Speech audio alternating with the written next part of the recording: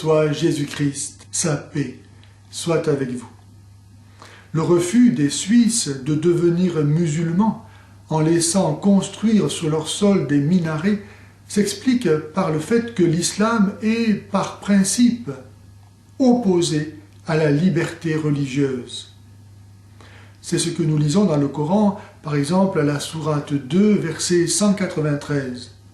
« Combattez-les sans répit jusqu'à ce qu'il n'y ait plus de subversion. » Ce qui veut dire jusqu'à ce qu'il n'y ait plus d'occasion possible d'être autre chose que musulman. Et que le culte soit rendu uniquement à Allah. L'islamisation de nos sociétés est si bien avancée que l'Union des organisations islamiques de France a obtenu que ne figure pas dans sa charte le droit de changer de religion, crime puni par le Coran de la peine de mort. Une mosquée, à la différence d'une église, n'est pas véritablement un lieu de culte, puisque les musulmans n'ont pas de sacrifice à offrir à Dieu. En effet, pour répéter des textes, il n'est pas absolument nécessaire de disposer d'un lieu. Chacun peut le faire chez soi. Par contre, les chrétiens, héritiers de la religion juive et de sa liturgie sacrificielle du temple, offrent à Dieu le sacrifice éternel de Jésus et communient à son corps et à son sang, ce que, évidemment, tout un chacun ne peut pas faire chez soi. Une mosquée est avant tout le lieu de gouvernement de la communauté islamique. C'est aussi un tribunal où justice est rendue au nom de la charia. Et enfin, un quartier général où sont planifiées et menées les différentes phases de la guerre sainte, le djihad. Tout lieu transformé en mosquée devient terre d'islam. Les mosquées appartiennent à Allah, dit le Coran. Une mosquée n'a donc pas d'autre finalité que d'entretenir dans le cœur des musulmans leur orgueil d'appartenir à la meilleure des communautés, au milieu de tous ces infidèles, l'Oumma, communauté politique qui transcende toutes les autres appartenances, et de les préparer à soumettre la terre entière à la charia, comme il est du devoir de chaque musulman. Un ancien musulman, Mahdi Alam, baptisé par Benoît XVI le 26 mars 2008, et pour cela condamné à mort par l'islam évidemment, a écrit « L'État islamique est basé sur un vaste réseau de mosquées et d'écoles coraniques où l'on prêche la haine, inculque la foi dans le soi-disant martyr, pratique le lavage de cerveau pour transformer les personnes en combattants de la guerre sainte. Des organismes de charité et d'assistance islamique, en échange d'aide matérielle, y subjuguent et soumettent les esprits.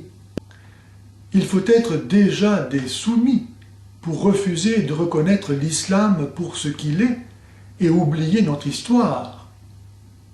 Il faut ne plus savoir qui nous sommes pour penser travailler à la paix sociale et civile en construisant des mosquées. Nos minarets sont nos baïonnettes, nos coupoles, nos casques, nos mosquées, nos casernes et nos croyants, nos soldats. Qui a dit cette phrase? L'actuel Premier ministre turc, M. Erdogan, le 6 décembre 1997. Cela vous choque? C'est pourtant un lieu commun en islam. Ainsi, de cet extrait de la déclaration islamique du chef d'État de Bosnie-Herzégovine de 1990 à 2000, M. Izetbegovic. Il ne peut y avoir ni paix ni coexistence entre la religion islamique et des institutions politiques et sociales non islamiques. Le soutien qu'un peuple musulman apporte effectivement à un régime en place est directement proportionnel au caractère islamique de ce dernier. La renaissance islamique ne peut commencer sans une révolution religieuse, mais elle ne peut se poursuivre et être menée à bien sans révolution politique. Notre première tâche doit être de gagner non le pouvoir, mais les hommes.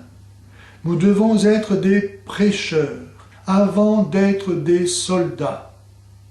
Le mouvement islamique doit prendre le pouvoir dès qu'il est en situation morale et numérique suffisante pour lui permettre de renverser le gouvernement non islamique. C'est clair. Comment a-t-on pu croire que faire venir des imams d'Arabie Saoudite et d'ailleurs allait aider les immigrés à s'intégrer? Dans cette guerre qui est d'abord religieuse, nous venons de l'entendre, la taqiyya, qui est un principe musulman légitimant la fraude, la dissimulation, le mensonge, lorsque les intérêts de l'islam sont en jeu, fonctionne à plein régime. Ainsi, M. Dalil Boubacar, recteur de la grande mosquée de Paris, peut-il nous assurer, je cite, qu'un minaret n'a absolument aucune connotation ni politique, ni conquérante, ni de quoi que ce soit. Et en même temps, nous affirmer, je cite, que l'islam est à la fois une religion, une communauté, une loi et une civilisation. Il est plus que temps que nous acceptions de voir l'islam pour ce qu'il est et non pas tel que nous le voudrions, car le plan des combattants d'Allah a commencé. Ils ne cachent pas leur souhait d'hégémonie et d'impérialisme religieux. Même si la presse ne veut y voir que des revendications locales liées à des cultures particulières, il y aura toujours des raisons de poser des bombes. La cruauté du terrorisme islamique n'est pas due à de soi-disant frustrations entre les pays pauvres et les pays riches, car il y a d'autres pays pauvres et qui ne font pas sauter des bombes, mais bien à l'enseignement même d'Allah et de son prophète. Le terrorisme islamique est l'outil de combat de l'islam, un outil de lutte pour la conquête de territoires qu'il s'agit de convertir. Et le système démocratique est sans aucun doute le meilleur moyen de diffusion de l'islam en Europe. Face à ces minarets qui pointent, je propose de reprendre l'antique prière de l'Angélus à l'intention de la conversion des musulmans. C'est ce que le pape Calixte III, en 1456, c'est-à-dire 3 ans après la prise de Constantinople par les Turcs, demandait, je cite, « à toute l'Église pour la conversion des musulmans et la paix ». Fin de citation. Cette courte prière, résumée des principaux dogmes de notre foi rejetés par l'islam, illuminera et rythmera toute notre journée, matin, midi et soir, en nous rappelant la bonne nouvelle de notre salut.